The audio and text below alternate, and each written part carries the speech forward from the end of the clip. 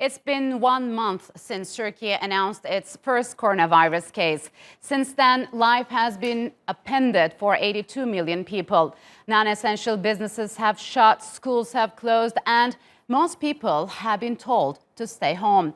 And despite the rapid growth in cases, Turkey's health system has so far been able to withstand the shock. Hospitals haven't been overwhelmed like in Europe and parts of the US, but health officials warn that does not mean it will be an easy ride going forward. To get a better understanding of how Turkey's healthcare system is coping, I'm joined by Dr. Halit Yerebakan. He is the chief physician at Yeditepe University here in Istanbul. Halit, welcome to Straight Talk. It's good to have you on the program. Tell us how Turkey so far has dealt with the disease and the spread of the virus. Thank you very much for the opportunity. Well, Turkey is lucky. Why lucky? Because for the past 15 years, it has invested so much in the healthcare that now we are actually seeing the results, why this much investment has been done at first. But what we have done for the COVID-19 outbreak was that we actually set our borders a lot before the first case was tested for positive in Istanbul, which was 11th of March.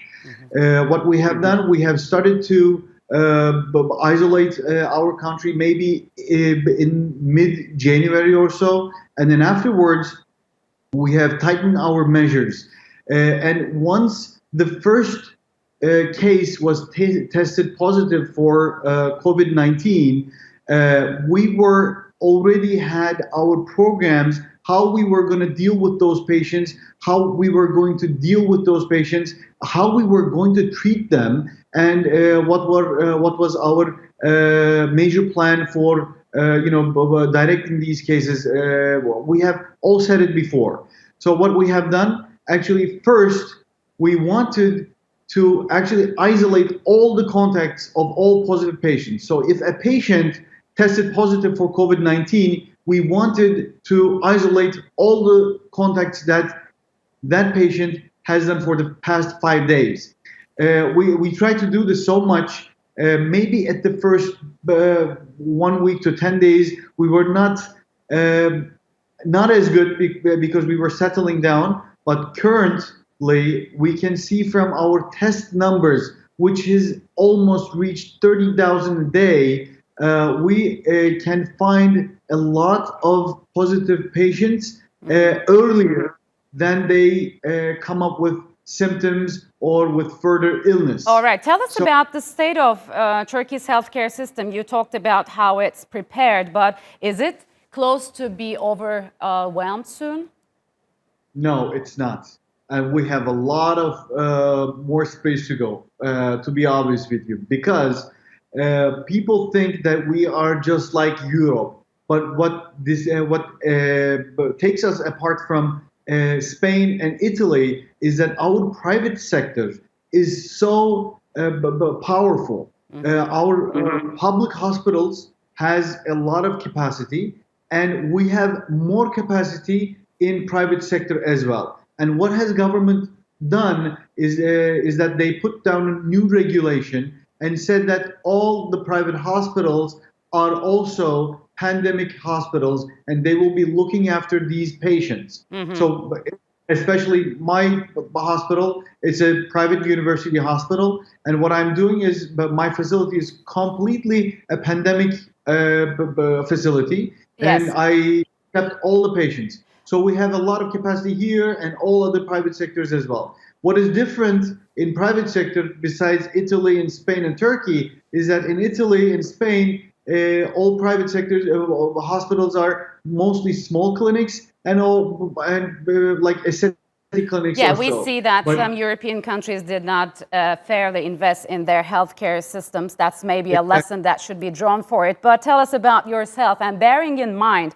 the fact that 15% of cases in Spain are unfortunately health workers, and how well prepared and well protected you think the Turkish health workers are? Well, I think currently Turkey is the country only in the world that has no shortage of protection equipment for the healthcare workers, which is very good for us. But that's also been done under Turkish presidency, which they had regulated the market and all collected every single personal protection equipment and lent it over to the hospitals for the use of healthcare workers. Besides personal protection, Turkish healthcare workers has bravery, courage, No sacrifice, doubt and about they that. No doubt about that. So, how have Turkish scientists, let's say, contributed to the fight against this virus from a technical point? And are there new tools or methods to be employed to fight this menace, let's say?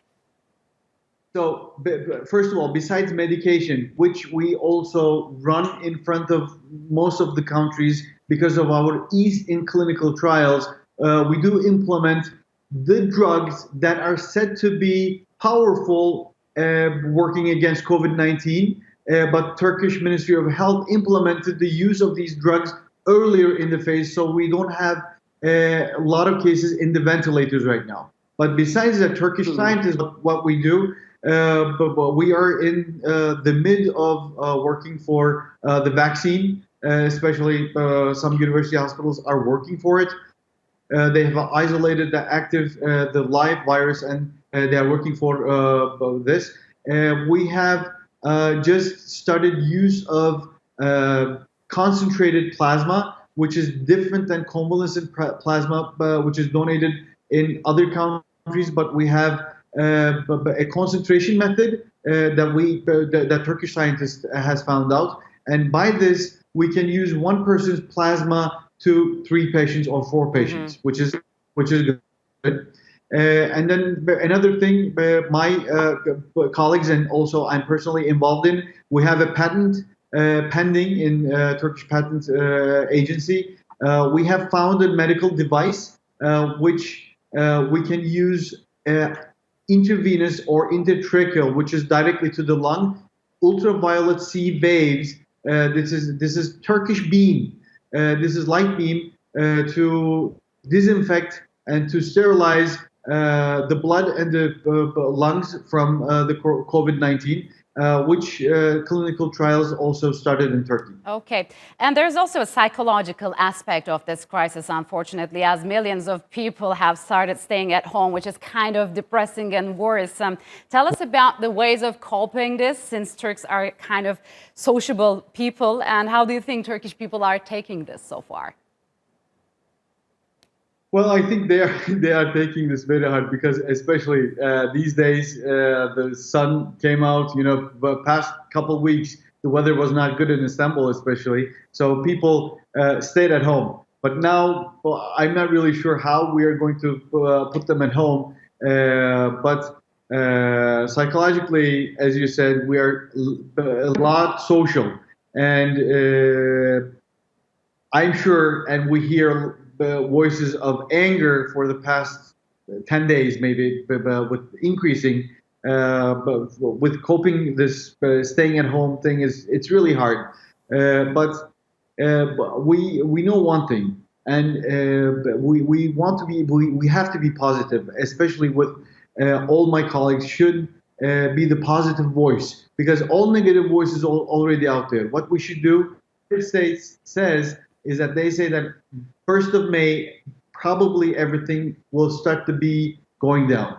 What I'm telling for Turkey, it's probably after 20th of April, we will be downsloping our curve. Hopefully. Halit, good luck with your endeavors, and thank you for joining us.